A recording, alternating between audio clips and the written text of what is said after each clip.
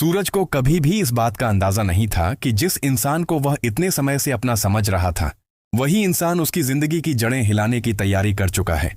उसके लिए रिश्ते हमेशा भरोसे पर टिके होते थे और उसने यही सीखा था कि अपने लोगों पर शक नहीं करना चाहिए। लेकिन कई बार सबसे बड़ा धोखा वहीं से मिलता है जहां इंसान सबसे ज्यादा यकीन करता है। उस दिन भी कुछ ऐसा ही होने वाला था जिसने सूरज की सोच, उसका दिल और उसकी दुनिया सब कुछ बदल कर रख दिया। इंदौर शहर की सबसे बड़ी मीटिंग का दिन था। यह सिर्फ एक साधारण मीटिंग नहीं थी, बल्कि शहर के भविष्य का फैसला करने वाली मीटिंग थी। करोड़ों के वाटर प्रोजेक्ट को मंजूरी मिलनी थी। मंत्री जी खुद इस मीटिंग में आने वाले थे और शहर के बड़े अधिकारी भी मौजूद रहने वाले थे। सूरज ने इस प्रोजेक्ट के लिए दिन रात मेहनत की थी। उसने अपनी नींद छोड़ी थी, अपना आराम छोड़ा था और हर छोटी से छोटी बात का ध्यान रखा था ताकि उसका सपना पूरा हो सके। उसे भरोसा था कि अगर आज सब कुछ सही रहा तो उसकी जिंदगी बदल सकती है। लेकिन उसी सुबह से घर का माहौल अजीब था। ताई माँ की आंखों में कुछ और ही चल रहा था। उनके चेहरे पर चिंता थी, लेकिन उनके शब्दों में जहर छिपा हुआ था।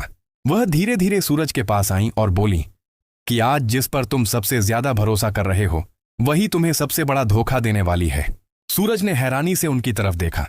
वह समझ नहीं पाया कि वह किसकी बात कर रही हैं। तभी ताई माँ ने ईशा का नाम लिया। ताई माँ ने कहा कि ईशा जानबूझकर पेन ड्राइव लेकर नहीं आई। उसने सब कुछ सोच समझकर किया है ताकि आज मंत्री जी के सामने सूरज की बेइज्जती हो जाए। उन्होंने कहा कि कुछ लोग सामने से अपने लगते हैं, लेकिन अंदर से दुश्मन निकलते हैं। सूरज पहले तो यह सुनकर चुप रहा, क्योंकि उसके दिल ने इस बात को मानने से इनकार कर दिया। ईशा उसके लिए सिर्फ एक नाम नहीं थी, बल्कि वह उसका भरोसा थी। उसने हमेशा ईशा को सच्चा पाया था, लेकिन ताई माँ लगातार उसके मन में शक के बीज बोती रहीं। हर शब्द के साथ सूरज के मन का संतुलन बिगड़ता गया। उसने खुद को समझाने की कोशिश की कि ऐसा नहीं हो सकता, लेकिन हालात उसके खिलाफ जाते दिख रहे थे। ईशा का फोन बंद था, वह कहीं दिखाई नहीं दे रही थी। पेन ड्राइव गायब थी और मीटिंग शुरू होने में बहुत कम समय बचा था। सूरज के माथे पर पसीना आ गया, उसकी सांसें तेज हो गईं। पहली बार उसे महसूस हुआ कि शायद सच में कुछ गलत है। वह मीटिंग हॉल के बाहर खड़ा था। अंदर सभी लोग बैठ चुके थे। मंत्री जी के आने की खबर भी मिल चुकी थी। हर कोई सूरज का इंतजार कर रहा था, लेकिन सूरज के हाथ खाली थे। उसके चेहरे पर तनाव साफ दिखाई दे रहा था।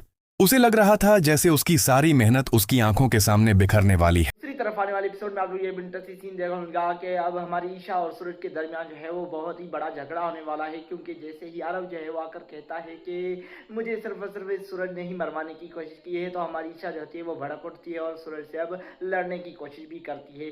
लेकिन अब आप लोगों को क्या लगता है, कमेंट्स में राय जरूर देनी है। धन्यवाद।